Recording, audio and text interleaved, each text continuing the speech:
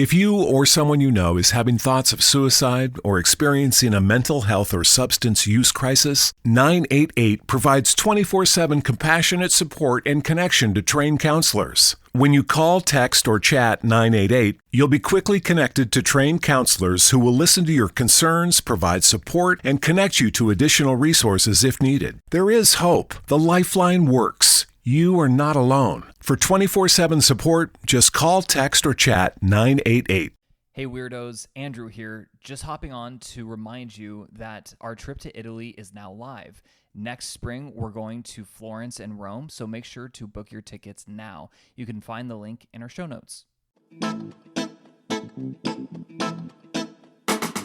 Hello and welcome to History for Weirdos. We're your hosts, Andrew and Stephanie. And each week, we're going to take you on a journey into the strange, obscure, and relentlessly entertaining corners of human history. Now listen up, friends, because it's about to get weird.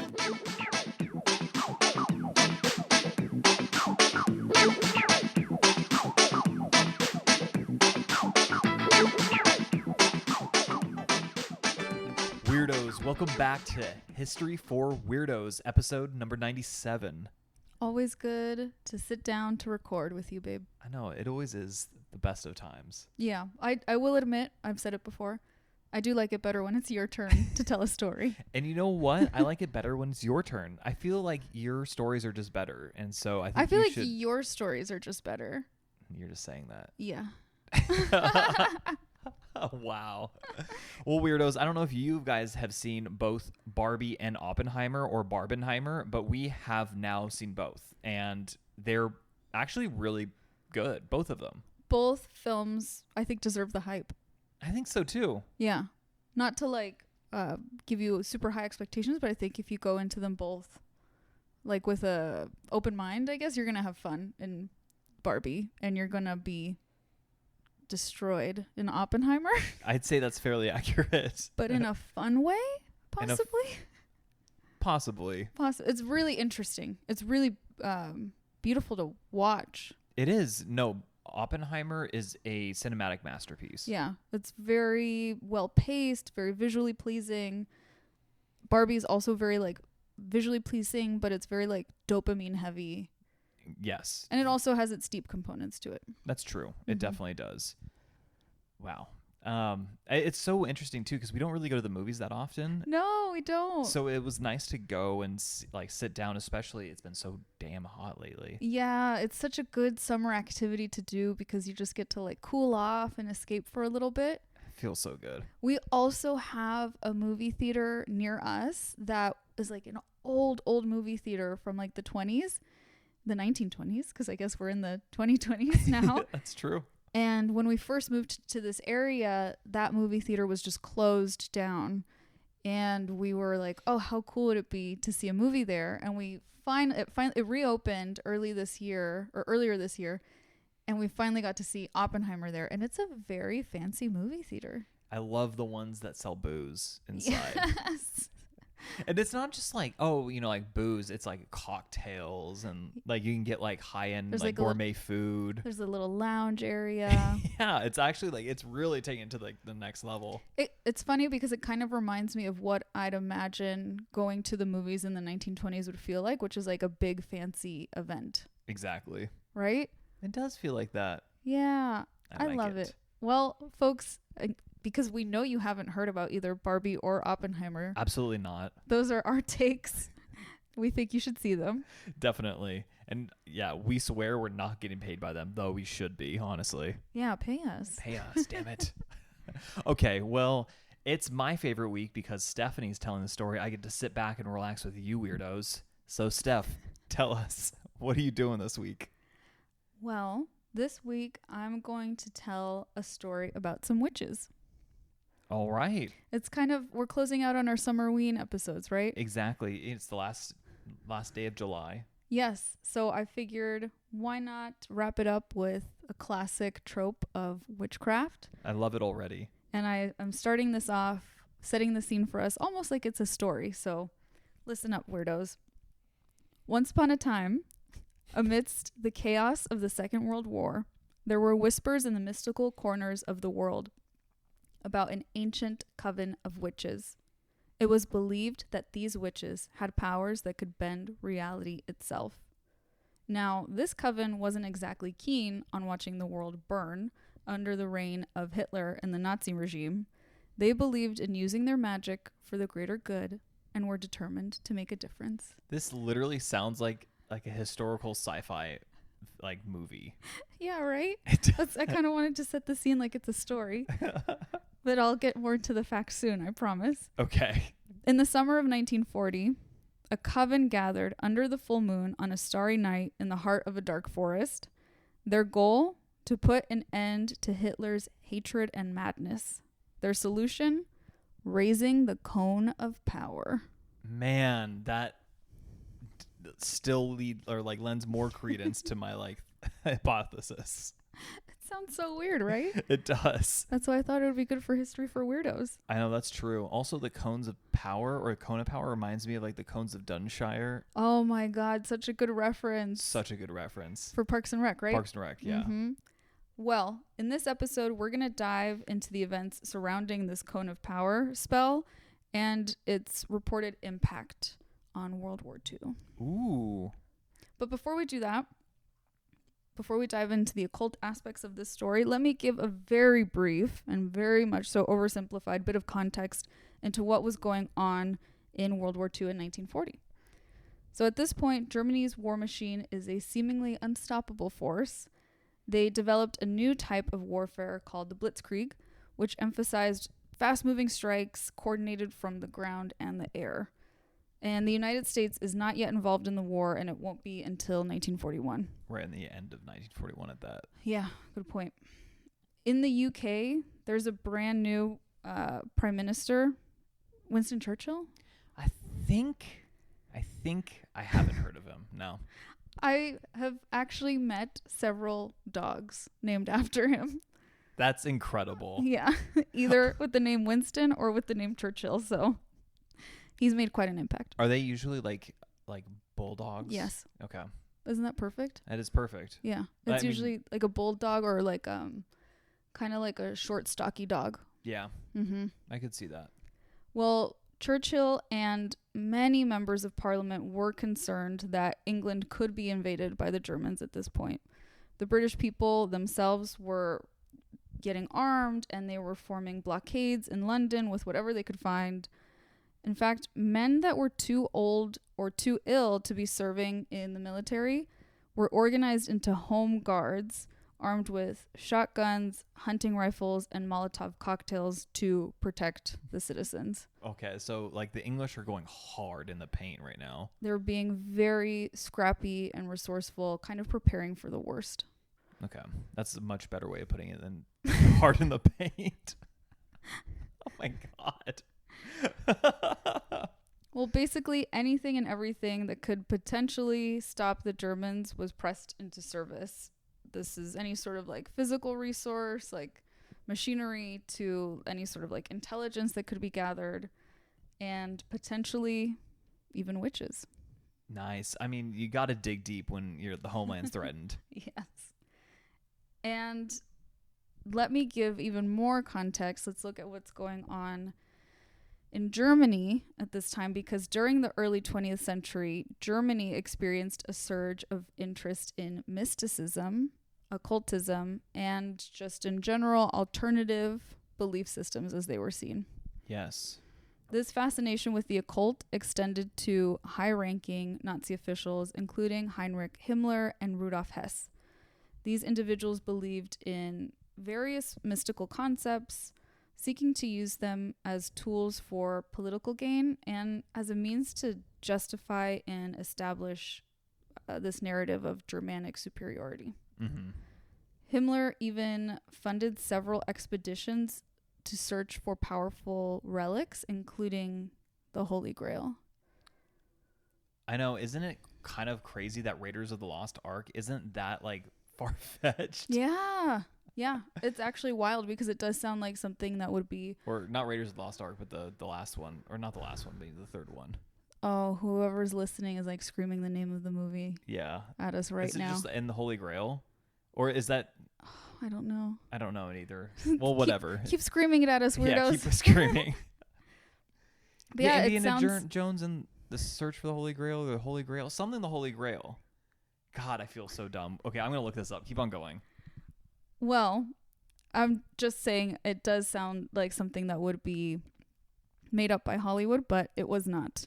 In fact, biographer Jean-Michel Engbert wrote in The Occult and the Third Reich, The Mystical Origins of Nazism and the Search for the Holy Grail, that mysticism and occult philosophy were in fact at the core of Nazi ideology.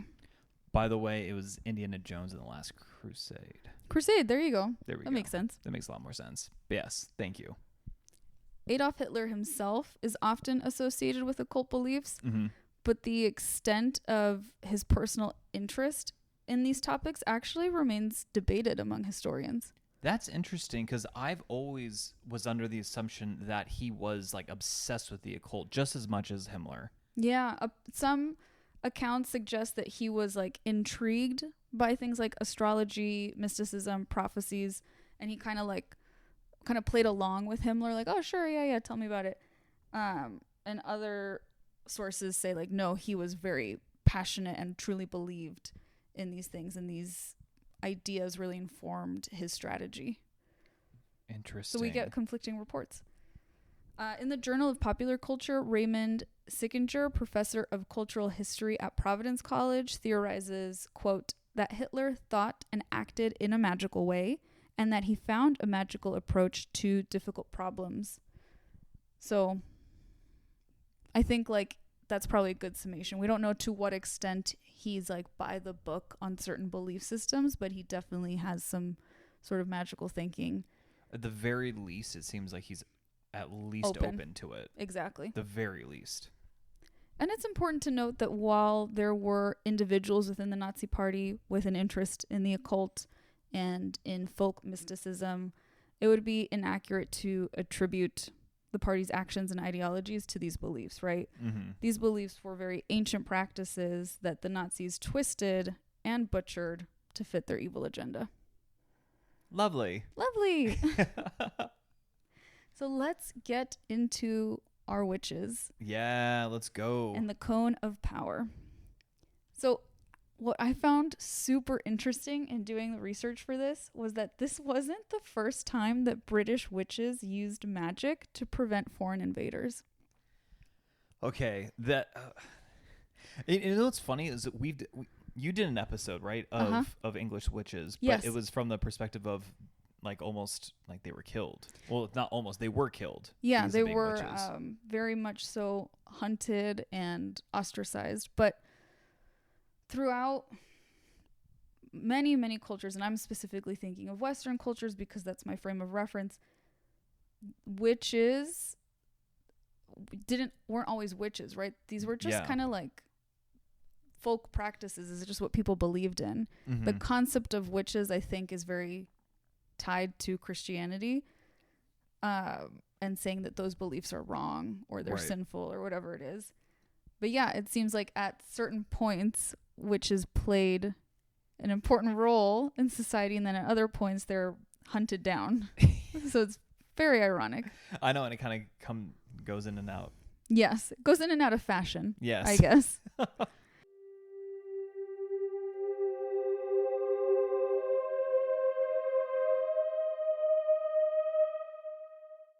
Most of us have clothes that we've loved for years, maybe even decades. But it's harder than ever to find clothes that will stand the test of time. So before you update your closet this summer, take a look at American Giant.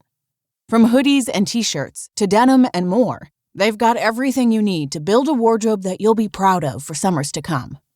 American Giant is made in the USA. That ensures that they can deliver items of exceptional quality. But it also creates jobs across the country. You're not just buying clothes that last. You're helping create a lasting change in the communities where they're made, and a connection to the seamsters, cutters, and factory workers who make them. Discover the American Giant difference today. Shop wardrobe essentials that last a lifetime at american-giant.com and get 20% off your order when you use code LT23 at checkout. That's 20% off at american-giant.com. Promo code LT23. Most of us have clothes we've loved for years, but it's harder than ever to find clothing that stands the test of time. So for your summer closet update, shop American Giant. From hoodies and t-shirts to denim and more, you can build a wardrobe to be proud of for summers to come. Shop Lifetime Essentials at American-Giant.com and get 20% off with code LT23 at checkout. That's 20% off at American-Giant.com, promo code LT23.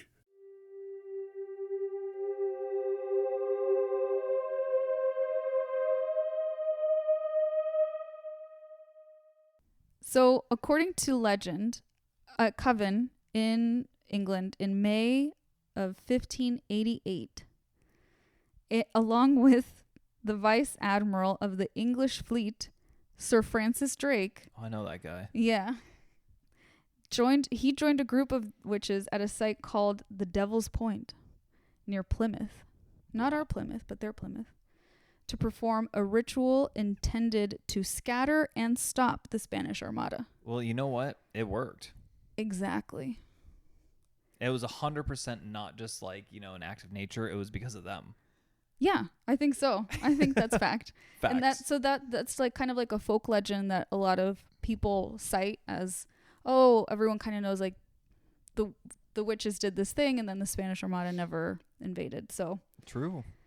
But for our story, these British witches using the cone of power to stop a Nazi invasion was first described by a man named Gerald Gardner.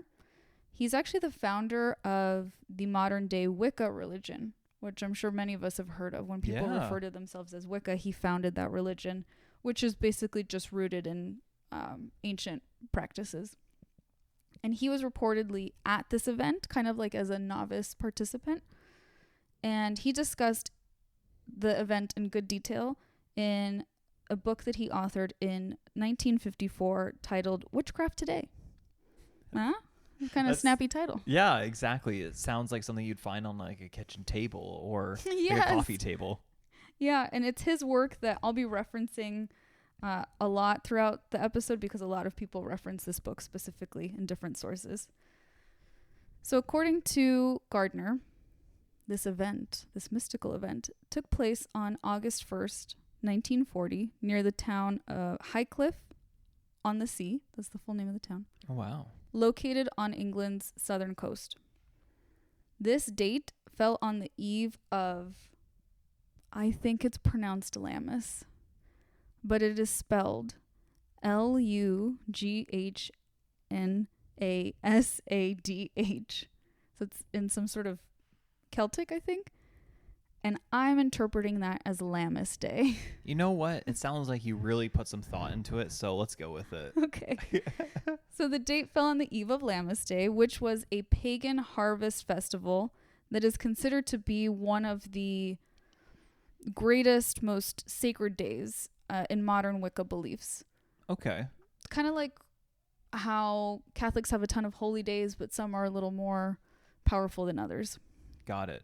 Oh, you know what? And also, that date's coming up, August 1st. Oh my gosh, you're right. Yeah.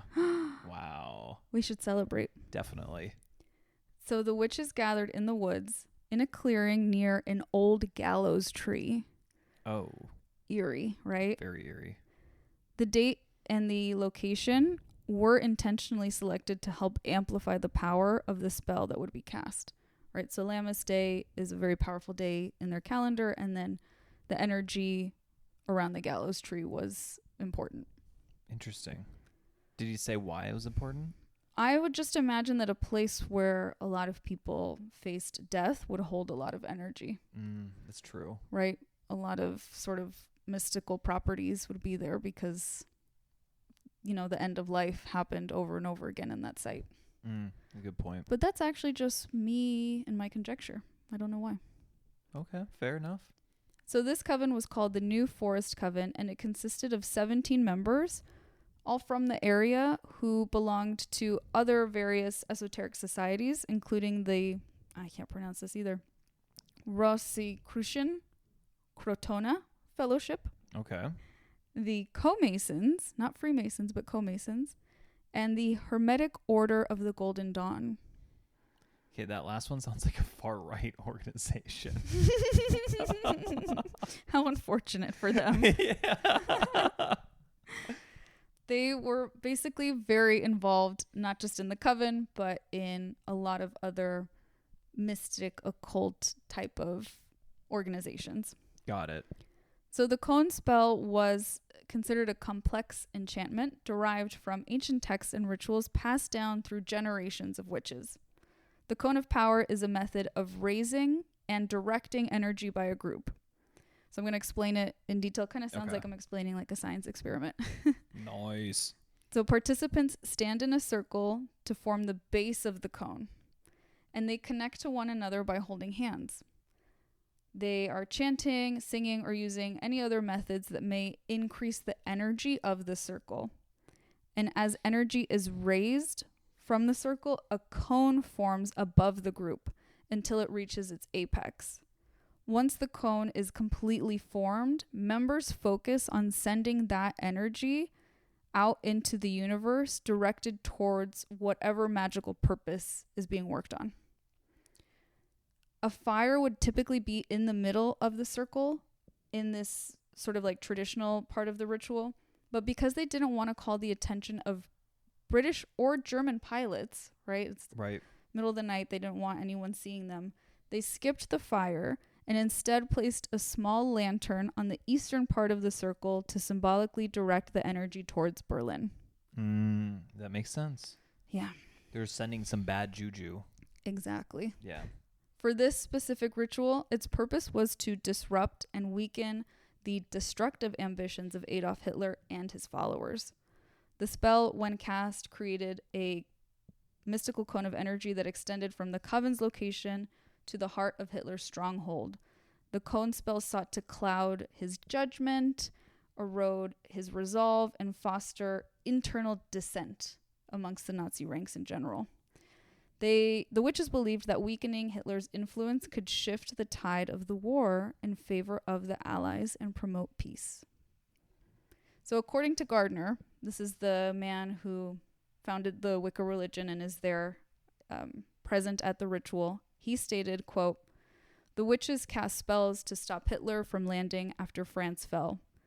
They met, raised the great cone of power, and directed the thought at Hitler's brain, quote, 'You cannot cross the sea. You cannot cross the sea. Unable to come. Unable to come.'" End quote. So, what are you thinking, babe? I mean, it is interesting because Germany was gearing up for an invasion of Britain, right? But they obviously never did it. They never even really attempted it. Yeah, it is interesting. That is very interesting. And this Just like the Spanish Armada. yeah, right? Very interesting. There's a pattern forming here. Well, the story of this coven gathering to cast a spell on Hitler, once people caught word of it, they were like, they totally accepted it. They were like, yeah, okay. It's not that necessarily people were accepting, oh, this spell's going to work, but they were accepting, like, basically you got to try anything. Yeah, like they're so desperate. They're like in normal times, they're like, this is so dumb. Yeah. But when you're just getting bombed, you're just like, okay, literally anything.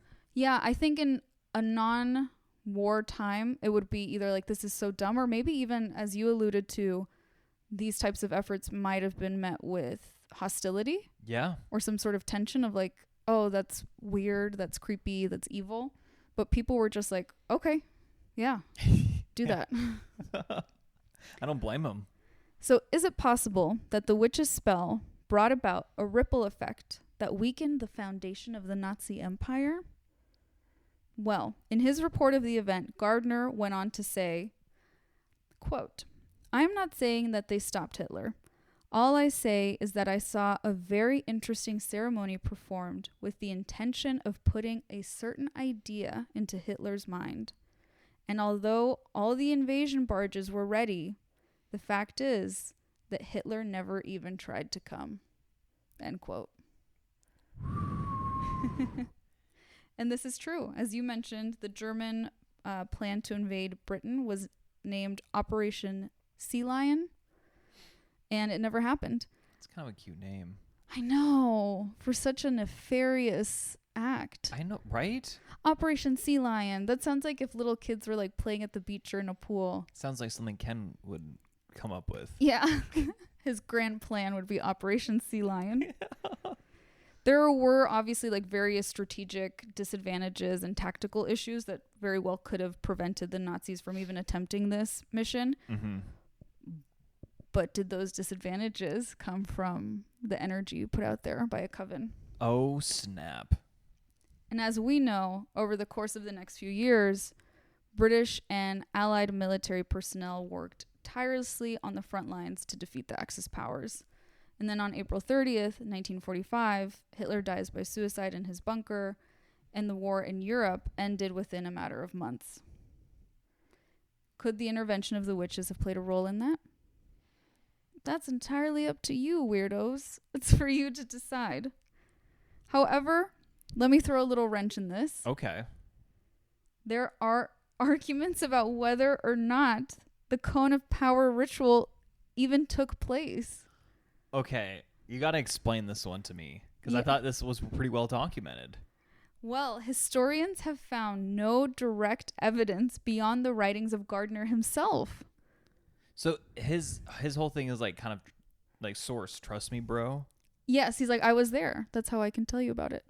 But there's no one that could verify, like, yes, he was there because I was also there. Not that I saw. I don't know if people are like going out and like researching, to be honest, or if this was so long ago, right? I'm sure most of those participants have passed away. If not all of them. Yeah. But I think it is interesting that the events he described, like he describes like the place, he names the coven. And I think if the story were not true, people would have spoken out against it and been like, that's fake. That didn't happen. It sounds very specific. He was very specific. Yeah. And regardless, it became a really important legend amongst modern Wiccans.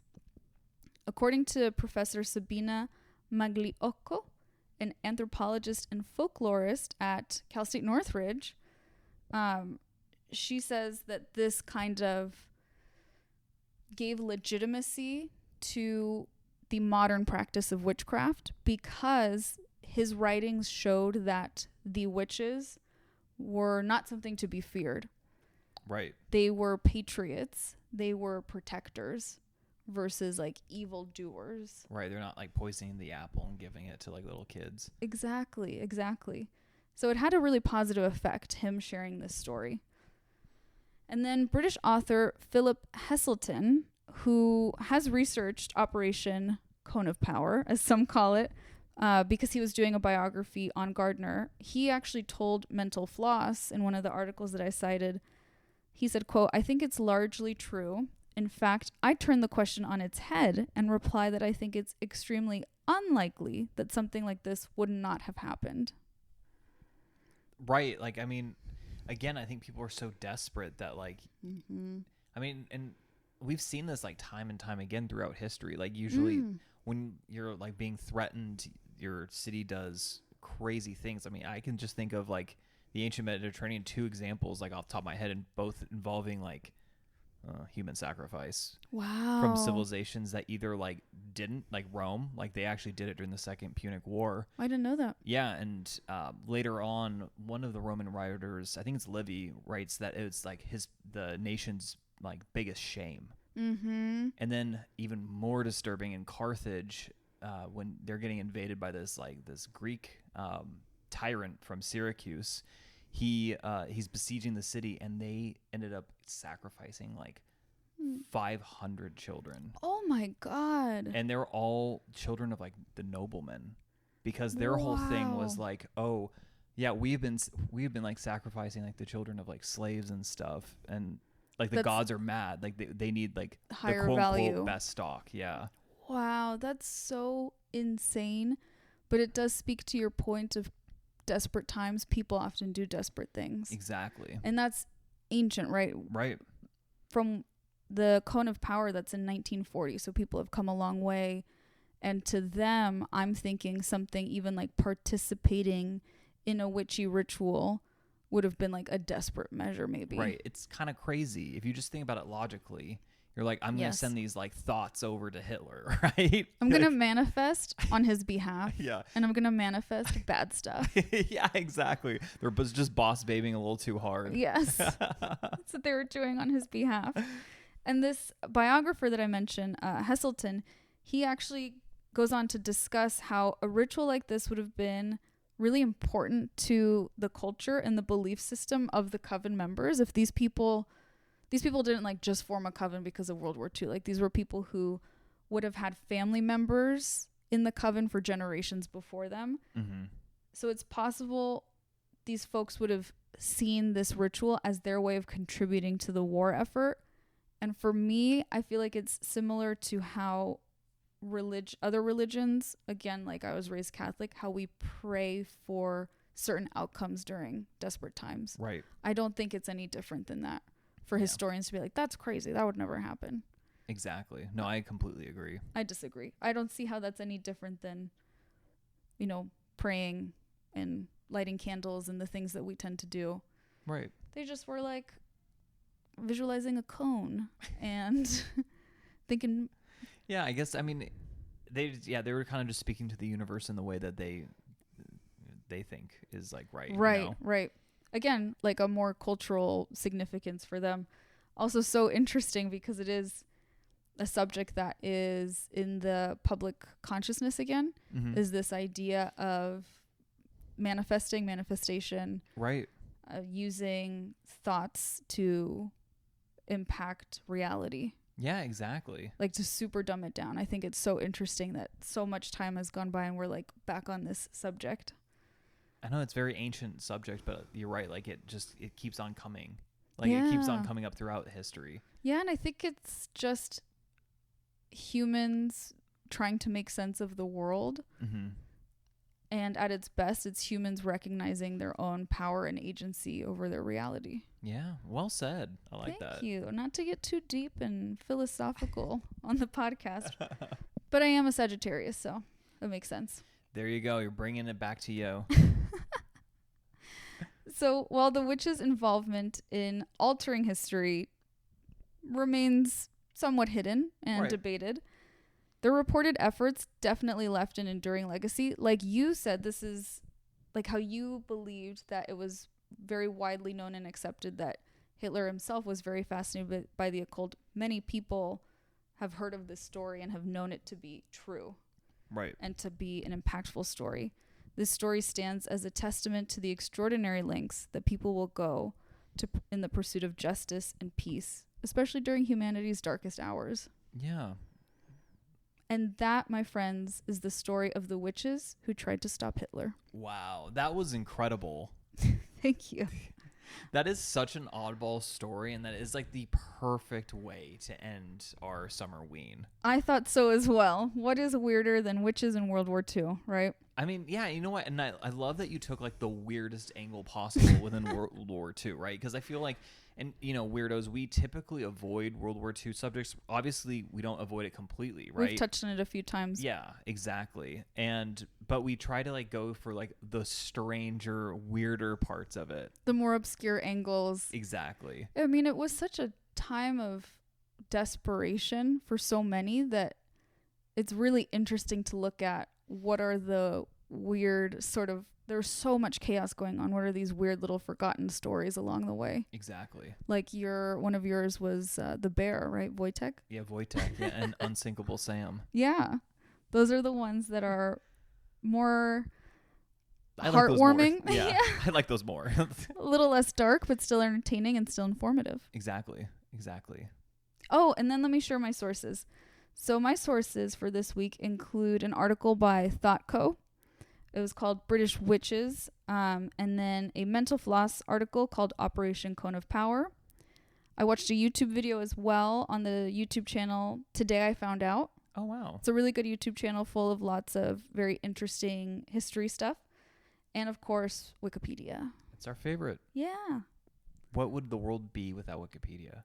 God, I would never want to know. Don't want to know either.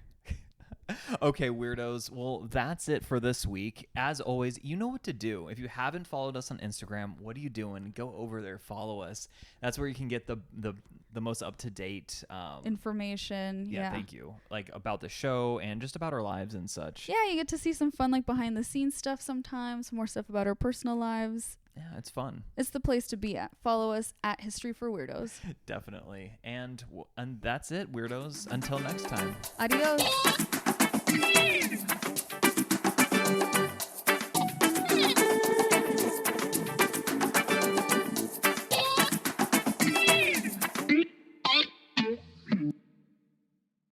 Most of us have clothes that we've loved for years, maybe even decades. But it's harder than ever to find clothes that will stand the test of time. So before you update your closet this summer, take a look at American Giant.